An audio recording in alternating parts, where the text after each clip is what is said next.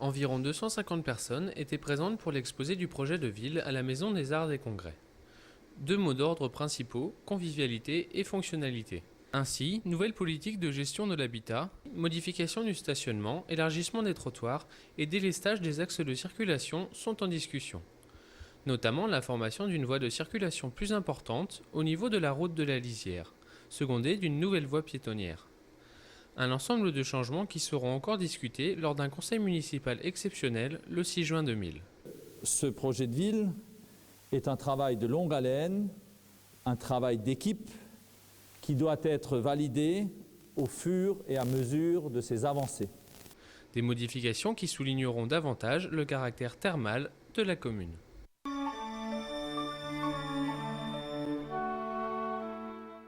Une retraite artistique pour un séquoia de 133 printemps. Aux abords de la maison forestière du Heidenkopf siège le séquoia mirabilis de Patrick Meyer, idéalement secondé pour l'occasion. J'ai dû faire appel à plusieurs artisans, donc charpentiers, ferblantiers et également donc à l'École nationale de physique de Strasbourg. Et pour la partie optique, à deux physiciens, Marc Torzinski et M. Vukisevich. Deux concepts fondamentaux, recueillir l'eau du ciel et capter l'image de la Terre. Un système optique et une chambre noire laissent apparaître dans une obscurité totale un paysage fantomatique. On peut dire qu'il y a une partie de magie parce que c'était très facile de choisir des solutions techniques, disons, brutales. Je crois que du côté, disons, des scientifiques, l'important c'est aussi de rentrer dans l'imaginaire de l'artiste, de rentrer dans sa poétique et de proposer des choses qui fonctionnent avec l'esprit de l'œuvre. Libre d'accès, chacun appréciera l'œuvre à sa manière.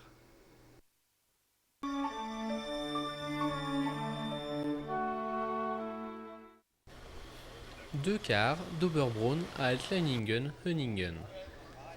À l'occasion du 20e anniversaire du jumelage des deux cités, une stèle, fabriquée par un jeune sculpteur oberbrunnois, est déposée dans la ville allemande au cœur du jardin dit d'Oberbrunn. Des structures de premier secours au patrimoine historique, c'est une large journée de visite et de découverte. L'occasion pour tous d'échanger idées et culture. Ainsi, on conclura la journée par un concert de la fanfare d'Oberbrunn.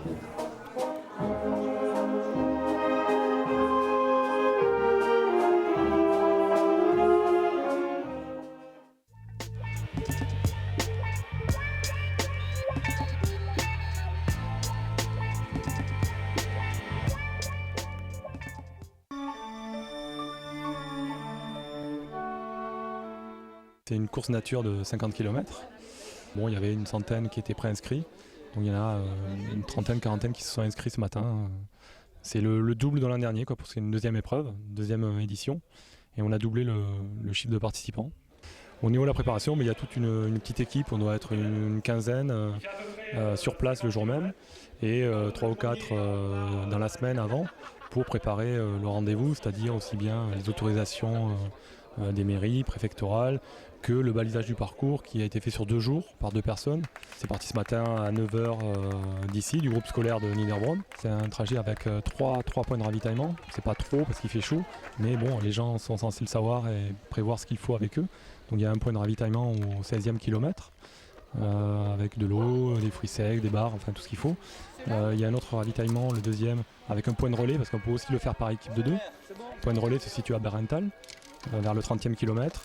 Et enfin, vers le Wintersberg, il y a le dernier point de ravitaillement qui est à 7 km de l'arrivée, 7-8 km. C'est un sport, le trail, qui est encore tout jeune, qui a été répertorié il y a une dizaine d'années. Enfin, depuis très longtemps, il y a des gens qui font de la course nature, c'est sûr.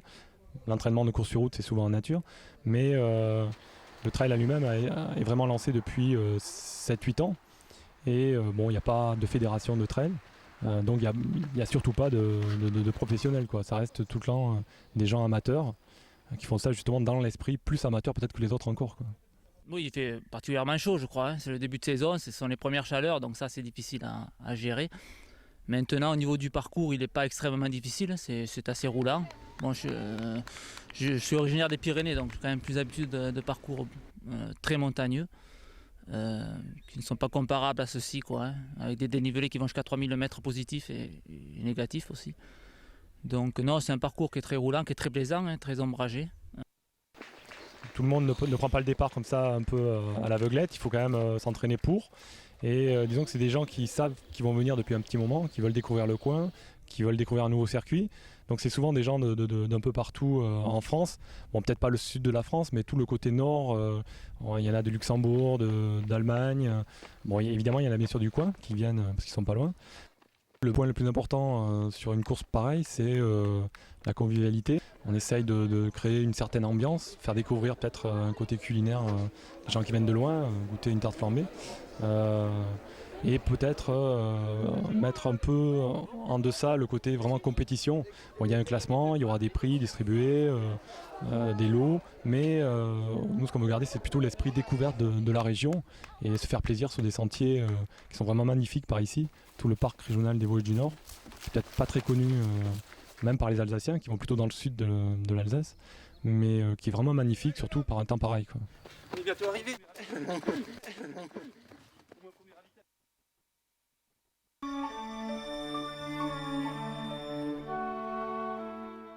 Ça fait 4 ans que nous existons. Bien sûr, grâce à la municipalité de Niederbronn qui a mis à disposition ce magnifique terrain que vous voyez derrière nous, hein, qui est, selon les spécialistes, le plus beau terrain d'Europe de mini-golf. Le revêtement, ce n'est pas du béton ni de l'éternite, c'est un procédé suédois, c'est de la moquette. Et ce qui fait que la technicité de ce terrain est très pointue. En France, il n'y a en compétition qu'un terrain en fil, c'était en moquette. Tous les autres sont en éternite ou en béton. Donc ça se joue différemment. Il y a également plusieurs types de balles. Vous avez des balles très dures qui n'ont pas de rebond, qui se jouent à certaines pistes. Vous avez des balles rapides. Vous avez des balles qui ont un peu plus de rebond pour pouvoir essayer de faire ce qu'on appelle l'as, c'est-à-dire jouer en un coup grâce au rebond. Tout ça, c'est à force de s'entraîner, on apprend à connaître ses balles, à connaître les pistes. Le climat est important aussi. Ici, on joue dans le calme, on oublie un peu tous ces soucis. Ça nous permet de rentrer vraiment au plus profond de soi-même et de garder une concentration, surtout lors de compétitions où il y a souvent entre 4 et une dizaine de tours à faire. Donc il faut être au niveau concentration au top du début jusqu'à la fin. Le golf sur piste est un sport qui n'est pas très développé en France, mais qui est très connu en tant que loisir. Mais par contre, dans les pays riverains comme en Allemagne, il y a plus de 10 000 licenciés. Et si on va vers les pays du nord de l'Europe comme la Suède, alors là, dans chaque village, il existe un club de mini-golf. C'est très physique et sportif. Bon, il n'y a pas un effort musculaire important à faire, mais il y a une très importante concentration de soi-même. Il faut connaître son corps parce qu'on prend des positions qui sont un peu contraires à la normale. On prend des positions de balancement et tout ça, d'alignement par rapport à la piste et par rapport à la balle. Et c'est assez délicat. Il faut s'entraîner énormément. Niederbronn, je trouve, c'est le terrain le plus difficile. Les jeunes, pour nous, dans le club, ce sont nos locomotives. C'est eux qui nous entraînent parce que nous, en tant qu'adultes, on joue, mais surtout plus ou moins plus pour le loisir que pour la compétition, alors que les jeunes se bagarrent et veulent des titres. Il est certain que c'est un sport qui n'est pas violent. C'est un sport que tout le monde peut pratiquer de 7 ans, 6-7 ans jusqu'à après la retraite, longtemps après la retraite, parce que là nous avons des gens même du sud de la France qui viennent pour le plaisir à Niederbronn et qui sont âgés de plus de 70 ans. Il faut beaucoup d'entraînement, mais on a vraiment la chance d'avoir beaucoup de jeunes qui s'y intéressent, qui sont motivés Et à force de persévérance, je suis absolument sûr qu'on aura d'autres grands espoirs.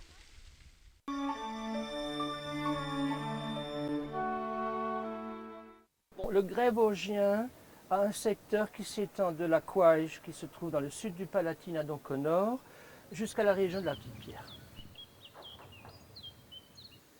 Oui, avec la montée des Alpes, une partie des Vosges, et la nôtre aussi d'ailleurs, s'est de nouveau surélevée, ce qui a provoqué donc un certain relief qui a donné naissance à l'érosion. Alors l'érosion donc a permis au grès de réapparaître et aussi de laisser sur les parties élevées ces rochers qui subsistent essentiellement alors que par ailleurs on ne les voit plus. Mais il faut savoir aussi que si vous descendiez vers le bas, vous en auriez encore sur à peu près 350 à 400 mètres. Vous pouvez donc constater qu'il a essentiellement une couleur rose très typique, avec des couches qui sont plutôt jaunâtres, ocre jaune, quelques taches qui sont plus foncées et qui tirent presque vers le noir et qui résultent de l'oxydation du fer, parce qu'il faut savoir que la coloration de ces rochers tient de la proportion de fer qui fait partie du liant des grains de silice. Il y a également, dans cette région on en voit beaucoup moins, des galets qui sont également liés à l'intérieur de la roche et qu'on appelle le conglomérat. Et ce type de structure est beaucoup plus courant dans les régions du sud, disons entre la Petite-Pierre, si vous voulez, et Hornevillers, du côté ouest. Nous arrivons au rocher dit de l'homme, qui à lui seul donc présente deux des caractéristiques essentielles des rochers des Vosges du Nord. Un abri, donc à la base, et une érosion très importante. C'est à la base effectivement que le vent a le plus de prise et où l'humidité, sous l'effet du gel et du dégel, provoque le plus l'éclatement de la roche. On peut également imaginer que l'acidité du sol qui remonte au rocher accélère encore cette érosion. Une érosion particulièrement curieuse et extrêmement jolie, c'est l'érosion alvéolaire.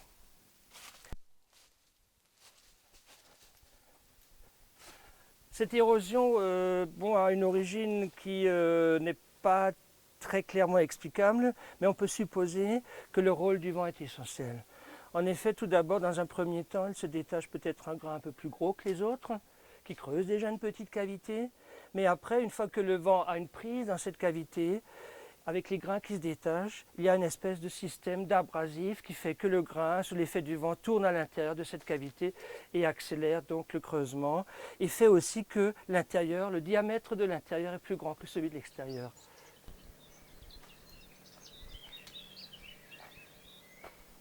Mais en dehors de ces types d'érosion et effectivement du pittoresque que cela apporte au rocher, l'esprit curieux, avec un tout petit peu d'effort et un peu de temps, de patience, trouvera certainement bien d'autres centres d'intérêt que les rochers peuvent lui apporter. Les polissoirs, l'occupation humaine, donc essentiellement militaire malheureusement, la faune et la flore, entre autres.